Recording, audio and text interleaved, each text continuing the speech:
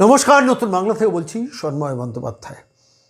সংগ্রামী যৌথ মঞ্চের সঙ্গে আন্তর্জাতিক খ্যাতিসম্পন্ন আইনজীবী গোপাল সুব্রমণিয়ামের ভার্চুয়াল মিটিং হলো দীর্ঘক্ষণের একটি, এবং অবশ্যই সেটা ডিএ সংক্রান্ত ব্যাপারে। আপনারা জানেন যে সংগ্রামী যৌথ মঞ্চের পক্ষ থেকে গোপাল সুব্রমণিয়ামকে সংযুক্ত করা হয়েছিল ডিএ মামলায়, এবং দীর্ঘ সওয়াল করেন গোপাল সুব্রমণিয়াম। এবং সাধারণত যে ধারণাটা আইনজীবী মহলে প্রচলিত আছে সেটা হচ্ছে যে এই ডিএ মামলার টার্নিং পয়েন্ট ছিল গোপাল সুব্রমণিয়ামের এই পার্টিকুলার মামলার সঙ্গে সংযুক্ত হওয়া। আমি যখন খবরটা পেলাম যে বুধবার রাতে অনেকক্ষণ সংগ্রামী যৌথ মঞ্চের আহ্বায়ক ভাস্কর ঘোষ, আইনজীবী বিক্রম বন্দ্যোপাধ্যায়, আইনজীবী সুদীপ্ত দাশগুপ্ত তাদের সঙ্গে ম্যারাথন ভার্চুয়াল মিটিং করলেন, সময় দিয়েছিলেন গোপাল সুব্রমণিয়াম যে এই মুহূর্তে দাঁড়িয়ে রাজ্য সরকার ডিএ না দেওয়ার নানান অছিলা কৌশল যে নানানভাবে নিচ্ছেন, তার বিরুদ্ধে আইনগত কি প্রসেস অ্যাডাপ্ট করা উচিত এবং করছেন, কি সাজেশন দিয়েছেন আইনজীবী বিক্রম বন্দ্যোপাধ্যায় সুদীপ্ত দাশগুপ্তকে।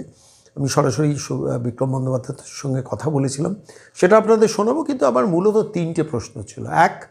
প্রশ্ন এক ছিল যে এই মডিফিকেশন অ্যাপ্লিকেশন রেখে যে আমি দিয়ে দেবো এই যে করে নির্বাচনটা ক্রস করার যে কৌশলটা এই রাজ্য প্রতারক সরকার নিয়েছে, সেটার বিরুদ্ধে কি সরাসরি সুপ্রিম কোর্টে মুভ করছেন সংগ্রামী যৌথ মঞ্চের তরফ থেকে গোপাল সুব্রমণিয়াম নিজে কি সওয়াল করার জন্য এগোচ্ছেন? দ্বিতীয়ত হচ্ছে যে জেনারেল প্রভিডেন্ট ফান্ডের মধ্যে টাকা ঢুকিয়ে দিয়ে দু বছর লক করার যে প্রতারণার কৌশলটা মমতা বন্দ্যোপাধ্যায়ের এই প্রতারক সরকার নিয়েছে, সেটার বিরুদ্ধে কি সরাসরি আইনি কোনো পদক্ষেপ নিচ্ছেন?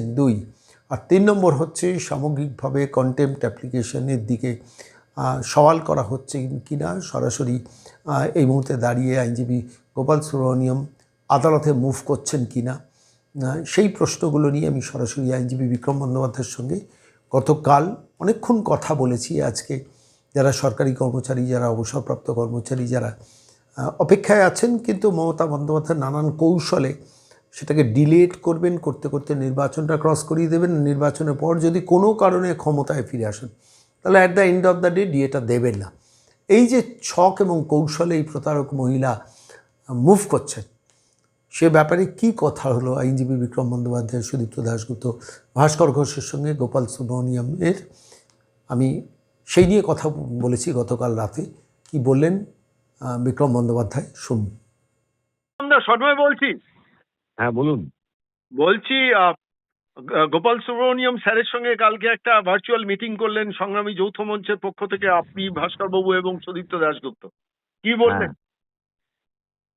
আমরা পরবর্তী পদক্ষেপের জন্য কনফারেন্সটা করেছি। প্রথমত এই যে রাজ্য সরকারের তরফ থেকে যে ভাঁওতাগুলো দেওয়া হচ্ছে, 2 বছরের লক পিরিয়ড করে রেখেছে, এটা করে রেখেছে, এগুলো তো অর্ডারের মধ্যে ছিল না।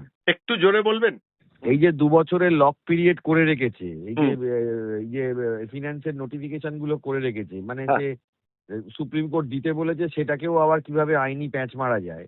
এখন দেবো নাটা তো আর লিখিত ভাবে বলতে পারছে না, দেবো এটা বলতে হবেই। এখন তার মধ্যেও আবার দেওয়ার মধ্যেও আবার যে আইনি প্যাঁচ গুলো মেরে রেখেছে, সেই সব বিষয় নিয়ে আমরা আমাদের যে সিনিয়র আইনজীবী রয়েছেন তার সাথে আমরা কনফারেন্স করেছি। আর ভবিষ্যতে যাতে করে পার্মানেন্টলি এইটার ব্যবস্থা করা যায়, কারণ আজকে একটা রোপা আছে, কালকে আরেকটা রোপা আসবে, কালকে আবার একটা নতুন রুল আসবে, এরকম ভাবে তো চলতে পারে না। দুটো বিষয় নিয়ে আমরা এটা কনফারেন্স করেছি। দুটো প্রশ্ন, আপনি গোপাল সুব্রমণিয়ামের সঙ্গে আপনারা কথা বলেছেন, ভালো লাগলো। দুটো প্রশ্ন, 2019-এর রোপা বলবৎ করানোর জন্য কি মামলার ব্যাপারে গোপাল বাবুর সঙ্গে কথা হলো, মানে মিস্টার সুব্রমণিয়ামের সঙ্গে কথা হলো? হ্যাঁ, সেটা কথা হয়েছে, তিনি তার মতন সাজেশন দিয়েছে, আমরা যিনি যা সাজেশন দিয়েছেন সেই অনুযায়ী আমরা এগোবো আগামী দিনে। এটা একটা বড় সুপ্রিম কোর্টের জয় এসেছে, আগামী দিনেও আমরা এগোবো। 2008 থেকে 2016 পর্যন্ত যে টাকাটা দেখবো করে যে পাশ কাটাচ্ছে সরকার, আলটিমেটলি দেবে না, তো সেটা নিয়ে গোপাল সুব্রমণিয়াম স্যারের সঙ্গে কথা বলেছেন? দেখুন, 8 থেকে 16 যে পয়সাটা, সেটা সুপ্রিম কোর্টের রায় হয়ে গেছে, সরকার দেবো না এটা কিন্তু হিসাবে বলছে না, বলছে পরে দেবো। এই ব্যাপারটা নিয়েও আমরা আলোচনা করেছি, এবং যাতে করে কিনা আরো কিছু ভালো জিনিস কর্মচারীদের পক্ষে আসে, সেই জন্য আমরা আইনি পরামর্শ ওনার নিয়েছি। 3 নম্বর প্রশ্ন, আমি প্রশ্ন দীর্ঘায়িত করবো না। 3 নম্বর প্রশ্ন, যে জিপিএফ জেনারেল প্রভিডেন্ট ফান্ডের মধ্যে যে টাকাটা ঢুকিয়ে দিচ্ছে 2 বছর দিয়ে ধরে লক করে যাচ্ছে, কি বললেন যে এটা এটা এটা পারবে, এটা এটা লিগালি হওয়ার মানে হওয়ার কোনো জায়গা আছে? দেখুন, এটা নিয়ে তো আমরা সুপ্রিম কোর্টের কাছে আবার আবেদন করব। হুম, কারণ এমপ্লয়ি যারা কাজ করছেন তাদের হয়তো তাদের রোজগার আছে কিছুটা, কিন্তু ঘটনা হচ্ছে হলো এটা একটা হিউজ পরিমাণ টাকা। ধরুন কেউ বাড়ির লোন নিয়েছে, হুম, কেউ ধরুন আপনার মেয়ের বিয়ে দিয়েছে, হ্যাঁ, তো এইসব মানুষগুলোর তো একটা ইমিডিয়েট টাকার প্রয়োজনীয়তা আছে। হ্যাঁ, সেটা যদি জিপিএফ এ 2 বছর আটকে থাকে, তাদেরও তো সেই কাজগুলো আটকে থাকবে। হুম, হুম। এইসব নিয়ে আমরা আলোচনা করেছি, এবারে সেটা আমরা সুপ্রিম কোর্টের কাছে যা আবেদন উনি করতে বলেছেন সেই অনুযায়ী আমরা এগোবো। আমি টেকনিক্যাল কোনো প্রশ্ন প্রকাশ্যে, রণকৌশল সবসময় প্রকাশ্যে জানানো দরকার হয় না, মানে আমি জানতে চাইছিও না। আমি শুধু একটা কথা বলছি যে are you satisfied with the virtual meeting with Gopal Subramaniam? অবশ্যই, অবশ্যই, অবশ্যই আমরা কেন দেখুন, satisfied। আমি একটা জিনিস বিশ্বাস করি যে সিনিয়র অ্যাডভোকেট বিকাশ রঞ্জন ভট্টাচার্য ছাড়াও আপনাদের তো কন্ট্রিবিউশন রয়েছে, আপনি সুদীপ্ত বাবু, আপনাদের মতো সিদ্ধার্থ ব্যানার্জির মতো অ্যাডভোকেটের। গোপাল সুব্রমণিয়মের অ্যাপিয়ারেন্সটা এন্টার ডিএ মামলার ডিসকোর্সটাকে বদলে দিয়েছে। এটা আমি ব্যক্তিগতভাবে বিশ্বাস করি, কেউ মানুক না মানুক, এটা নিশ্চিতভাবে আপনারাও বিশ্বাস করেন। তো হ্যাঁ, সেইখানে দাঁড়িয়ে মানে কতক্ষণ কথা হলো তাদের সঙ্গে? গোপাল স্যারের সঙ্গে আমাদের অনেকক্ষণই কথা হয়েছে। মামলা নিয়ে ধরুন প্রায় আধ ঘন্টার ওপর কথা হয়েছে। তারপরে উনি বেশ আমাদের ভালোই বেসে ফেলেছেন, আমাদের সাথে অনেক কথা বলেছেন। আচ্ছা, এটা জাস্ট যেহেতু কনফারেন্সের মধ্যে একটা প্রাইভেট কনফারেন্স, না এই জন্য আমি সব আমি কথা সেটা আমি প্রকাশ্যে আনতে চাইছি না। আমি সেটা জানতেও চাই না। সরকারি কর্মচারীদের কি একটু অভয় দিচ্ছেন আপনারা? হ্যাঁ, নিশ্চয়ই, হুম। নিশ্চয়ই। এবং দেখুন, আইনি লড়াই জিনিসটা মানুষেরও বুঝতে হবে। আইনি লড়াই বিষয়টা যে একেবারে খুব কুইক হয়ে যায় তা নয়। হুম, যদি সরকার বা অ্যাডমিনিস্ট্রেশন পাশে থাকে জিনিসটা কুইক হতে পারে, কারণ তারা ডিসিশন নিয়ে নেয়। না এখন সরকার তো আপনার মানে যে কোনো মূল্যে ডিএ আটকানোর জন্য লড়াইটা লড়ে যাচ্ছে। হ্যাঁ, সেটা আমি যে এক্সাম্পলটা দিচ্ছি, ধরুন আজকে একটা সরকার মনে করলো, তো পশ্চিমবাংলায় আজকে ভবিষ্যতে সরকার মনে করলো আমরা এটা তাড়াতাড়ি দিয়ে দেবো, হুম, হুম, সেটা অ্যাডমিনিস্ট্রেটিভ ডিসিশন। এবার যদি কোনো সরকার অ্যাডমিনিস্ট্রেটিভ ডিসিশন নেয় যে আমরা এটা দেবো না বা ঝোলাবো বা কিছু, সেটার এগেনস্টে বলার জায়গা আমাদের ভারতবর্ষে আদালতে। এই হুম, আদালতে আসলে যেটা হয় সেটা হলো সরকার পক্ষ আমাদের পক্ষ সবাইকেই একটা তাদের সুযোগ দিতে হয় যে অ্যাপ্লিকেশন যে যা করবে, সেই জন্য মামলার প্রসেসটা হয়তো দীর্ঘায়িত হয়, কিন্তু আদালত থেকে কিন্তু মানুষের অধিকার প্রতিষ্ঠা হয়, আদালত থেকে মানুষ রিলিফ পায়, যাই জন্যই মানুষ আদালতে আসে। হ্যাঁ, সেটা হয়তো অনেক ক্ষেত্রে একটু সময় সাপেক্ষ ব্যাপার হয়, কারণ এটা ঘটনা যে যারা লড়াই করছেন, বর্তমানে যারা কর্মচারীরা লড়াই করছেন, সেটা হলো আপনাকে মনে রাখতে হবে যে রাষ্ট্র শক্তি এবং রাষ্ট্রযন্ত্রের বিরুদ্ধে লড়াই করছে, হুম, সে আদালতেই হোক আর যেখানেই হোক। হুম, সেই লড়াইটা কিন্তু মানে খুবই মানে কঠিনতম লড়াই, এবং যারা লড়ছেন তারা কিন্তু বিরাট লড়াই করছেন, হুম, এটা হুম, অস্বীকার করার জায়গা নেই। হুম, আইনজীবীদের মধ্যে ধরুন বিকাশ রঞ্জন ভট্টাচার্য, মামলার পর মামলা তিনি সরকারের বিরুদ্ধে, রাষ্ট্রশক্তি এবং রাষ্ট্রযন্ত্র পুরো একটা বিপক্ষে, তার বিরুদ্ধে তিনি লড়াই করছেন। হুম, হুম, রাষ্ট্রশক্তি রাষ্ট্রযন্ত্রের বিরুদ্ধে এই যে পার্টিকুলার ধরুন ডিএ মামলাটাতে, সেখানেও আমরা গোপাল স্যারকে পেয়েছি। কারণ দেখুন, অধিকার প্রতিষ্ঠা করার জন্য লড়াই করতে হয়, সবাই করছে, সব দিক দিয়ে লড়াই করা হচ্ছে। আজকে যতটুকু ধরুন আজকে সরকার যে বলছে যে আমরা দেব, আগে কি বলতো, আগে কর্মচারীদের বলতো মুখ্যমন্ত্রী মমতা বন্দ্যোপাধ্যায় যে তিনি ঘেউ ঘেউ করবেন, তোমরা ঘেউ ঘেউ করো না, এই শব্দ তিনি প্রয়োগ করতেন। মানে এদেরকে এতটাই মানে তিনি লঞ্ছনা এবং বঞ্চনা করতেন। আজকের দিনে দাঁড়িয়ে যে নোটিফিকেশনটা এসে ছলচতুরি যাই থাক, সুপ্রিম কোর্টের চাপে সে তো একটা নোটিফিকেশন, হ্যাঁ তার মধ্যে যে ছলচতুরি গুলো আছে, নোটিফিকেশনটার মধ্যে যে ছলচতুরি গুলো আছে, সেগুলো নিয়ে আমাদের পরবর্তী লড়াই চলবে, লড়াই তো থেমে থাকবে না।